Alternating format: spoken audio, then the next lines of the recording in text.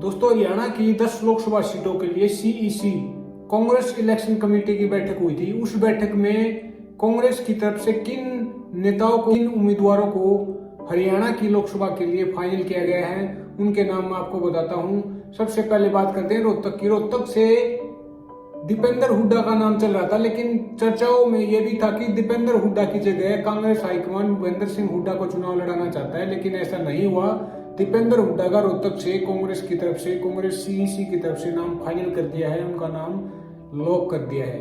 वहीं भिवानी महेंद्रगढ़ की बात करें तो भिवानी महेंद्रगढ़ से श्रुति चौधरी और रावदान सिंह का नाम आगे आ रहा था। श्रुति चौधरी को एसआर के ग्रुप टिकट दिलवाना चाहता था, वही हुड्डा ग्रुप चाहता था कि रावदान सिंह को सीट दी जाए, भिवानी महेंद्रगढ़ से टिकट दी जाए, लेकिन ऐसा नहीं हुआ। श्रुति चौधरी का टिकट भिवानी महेंद्रगढ़ से कांग्रेस हाईकमान की तरफ से, कांग्रेस सीईसी की तरफ से फाइनल कर दिया है, उनका नाम लॉक कर दिया है।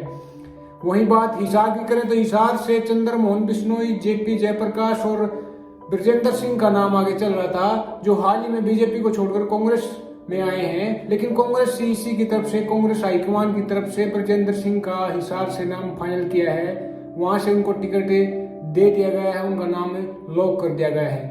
वहीं सिरसा की बात करें तो सिरसा और अम्बाड़ा हरियाणा में दो ऐसी सीटें हैं जो रिजर्व कैटेगरी की होती हैं। उन दोनों सीटों पर कुमारी सैलजा का नाम सबसे आगे चल रहा था। कुमारी सैलजा से सीईसी ने, कांग्रेस हाईकमान ने प्रेफरेंस पूछा कि आप सिरसा से चुनाव लड़ना चाहती हैं, अम्बाड़ा से चुनाव लड़ना चाहती हैं, तो उन्होंने सिरसा को चुना है। हालांकि सिरसा से और भी नामों पर चर्चा हो रही थी, लेकिन अब क्योंकि कुमारी सैलजा सिरसा से चुनाव लड़ना चाहती है तो उनका नाम वहां से फाइनल कर दिया है, लॉक कर दिया है, और वे बीजेपी के अशोक तंवर के खिलाफ चुनाव लड़ेंगी।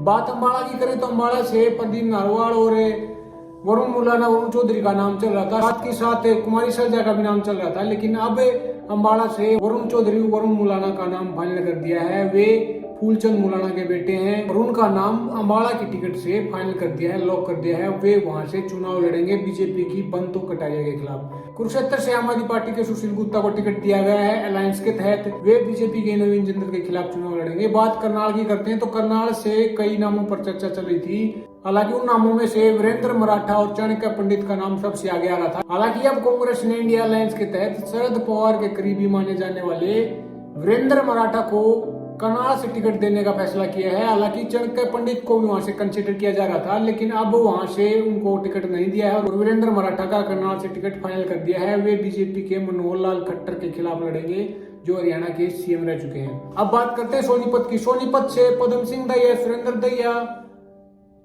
सतपाल ब्रह्मचारी और कुलदीप शर्मा का नाम चल रहा था, लेकिन कांग्रेस हाईकमान ने काफी सोच समझकर, कांग्रेस सीईसी ने काफी सोच समझकर, विचार विमर्श करके, सभी नेताओं का कॉन्फिडेंस हासिल करके सतपाल ब्रह्मचारी को सोनीपत से टिकट देने का फैसला किया है। उनका नाम वहां से लॉक कर दिया गया है और वे बीजेपी के मोहनलाल बड़ोली के खिलाफ सोनीपत से चुनाव लड़ेंगे। अब बात करते हैं गुड़गांव की। गुड़गांव से जितेंद्र भारद्वाज, रावदान सिंह, कैप्टन अजय यादव और अभिनेता राज बब्बर का नाम कंसीडर किया जा रहा था। हालांकि इन दो नामों में राज बब्बर और रावदान सिंह का नाम सबसे आगे चल रहा था। इन दोनों में से किसी एक को टिकट दिया जाना था, लेकिन रावदान सिंह भिवानी महेंद्रगढ़ से भी कंसीडर किए जा रहे थे, लेकिन भिवानी महेंद्रगढ़ से श्रुति चौधरी को टिकट दे दिया गया है। इसी कारण रावदान सिंह को गुड़गांव से टिकट दिया गया है, उनका नाम गुड़गांव से फाइनल कर दिया गया है, लॉक कर दिया गया है, और वे बीजेपी के राव इंद्रजीत सिंह के खिलाफ गुड़गांव से चुनाव लड़ेंगे। अब बात करते हैं एक बची हुई सीट फरीदाबाद की। फरीदाबाद से बीजेपी की तरफ से कृष्णपाल गुर्जर को टिकट दिया गया है, उन पर दोबारा भरोसा जताया गया है। हालांकि कांग्रेस की तरफ से दो नामों पर चर्चा चल रही थी, वे नाम थे महेंद्र प्रताप और करण सिंह दलाल।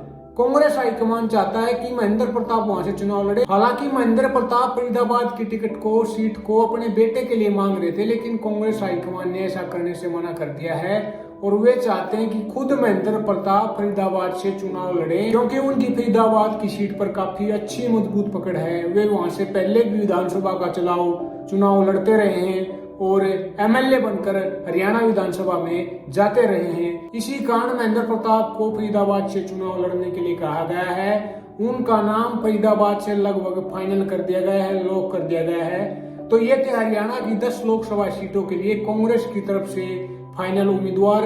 आज शाम को या रात को इन नामों को फाइनल कर दिया जाएगा, इन नामों को घोषित कर दिया जाएगा, लिस्ट जारी कर दी जाएगी। आप क्या सोचते इसके बारे में कमेंट करके बताइएगा। किस कैंडिडेट को किस लोकसभा से टिकट दिया जाना चाहिए था, किसको टिकट नहीं दिया जाना चाहिए था, आपका क्या ख्याल है इसके बारे में कमेंट करके बताइएगा।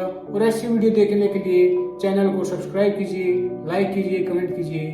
नमस्कार।